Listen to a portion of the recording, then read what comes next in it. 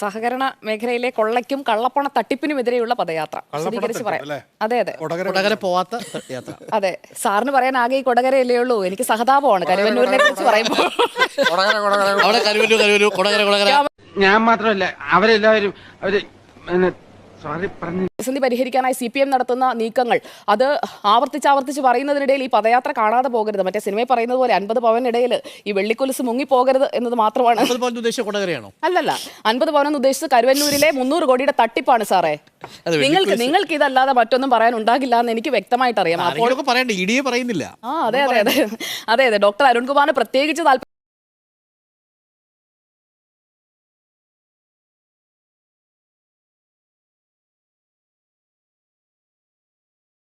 പിന്നെ പ്രത്യേകിച്ച് താല്പര്യം ഉണ്ടാകും. അതൊക്കെ പറഞ്ഞ് പിന്നെ എല്ലാം പറയാൻ ഞാൻ തയ്യാറാണ്. എല്ലാം പറയാതെ സെലക്റ്റീവ് പറയുന്നത് ആരാണ്? കൊടകരയിൽ സംഭവിച്ചത് എന്താണ്? അവിടെ കുഴൽപ്പണ ഇടപാട് നടന്നതിനെ കുറിച്ചുള്ള പോലീസ് അന്വേഷണം നടന്നിട്ടുണ്ട്. അതിനുശേഷം ഇഡിക്ക് കൈമാറിയിട്ടില്ല. എന്ത് കേസോ? ഇഡി അന്വേഷിച്ചിട്ടില്ലല്ലോ കൊടകര.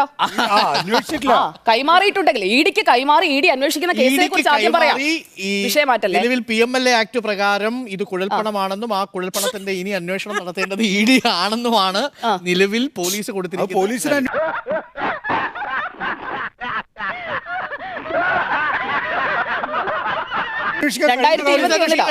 2021 അതിനുശേഷം പിന്നീട് അതിൽ അനക്കമൊന്നും ഉണ്ടായിട്ടില്ലല്ലോ. ഇല്ല, അനക്കമൊന്നും ഉണ്ടായിട്ടില്ല.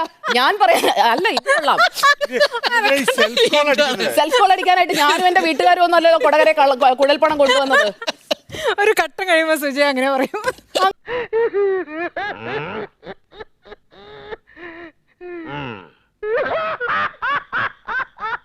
അങ്ങനെയല്ല, ഇഡി അന്വേഷണം നടന്നില്ലല്ലോ, ഇഡി ഇറങ്ങിയിട്ടില്ലല്ലോ.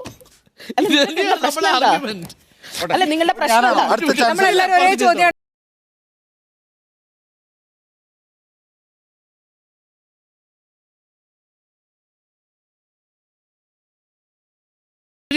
അല്ല, താങ്കളുടെ ചാൻസ് എനിക്ക് വേണ്ട. എന്റെ ചാൻസ് എനിക്ക് ധാരാളമാണ്. എന്റെ ചാൻസ് എടുത്താണല്ലോ താങ്കൾ പലപ്പോഴും കേറി അതിനകത്ത്. കഴിഞ്ഞോ? അല്ല, നിങ്ങൾ ചിരി കഴിയട്ടെ. ഞാനും നീയായിട്ട് ഇനി ഒരു ബന്ധവുമില്ല.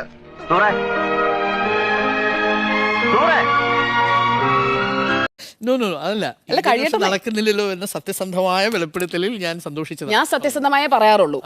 ഇവിടെ പലതും മറച്ചു വെച്ചും CPM-നെ സംരക്ഷിക്കാനും ഒക്കെ ശ്രമിക്കുന്നത് ആരാണെന്നൊക്കെ നാട്ടുകാർ കണ്ടു കഴിഞ്ഞതാണ്.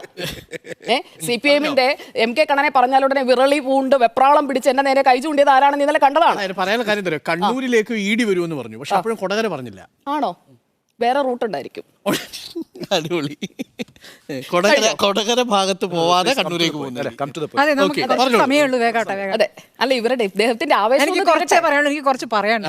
അല്ല, ഇദ്ദേഹത്തിന്റെ ആവേശം തീരട്ടെ എന്ന് വെച്ചാൽ അവിടെ കരുവന്നൂരിലെ സാധാരണക്കാരായ മനുഷ്യനെ തട്ടിച്ചതിനെതിരെയാണ് ഈ യാത്ര നടന്നത്. അത് നടന്ന് ജയിക്കുമോ? നടന്ന് ജയിക്കാനായിട്ട് സുരേഷ് ഗോപി അവിടെ തെരഞ്ഞെടുപ്പ് റാലിയൊന്നും അല്ല നടത്തിയത്. ആ ചോദ്യത്തിൽ അതിനകത്ത് അങ്ങനെയുള്ള ഒരു ദുഷ്ടലാക്കുണ്ട്. നടന്ന് ജയിക്കുമോ? കരുവന്നൂരിലെ തട്ടിപ്പുകാർക്ക് ഇരയായിട്ടുള്ള ആളുകൾക്ക് അവിടെ നിഷ്ഠൂരമായ പ്രവൃത്തിയാണ് അവർക്കെതിരെ നടന്നത് എന്ന് പറഞ്ഞുകൊണ്ടാണ് സുരേഷ് ഗോപി ആ യാത്ര തുടങ്ങിയത് തന്നെ.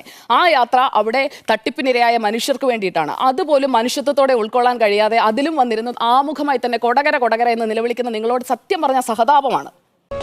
Hi, good night. Hello, sweet dreams.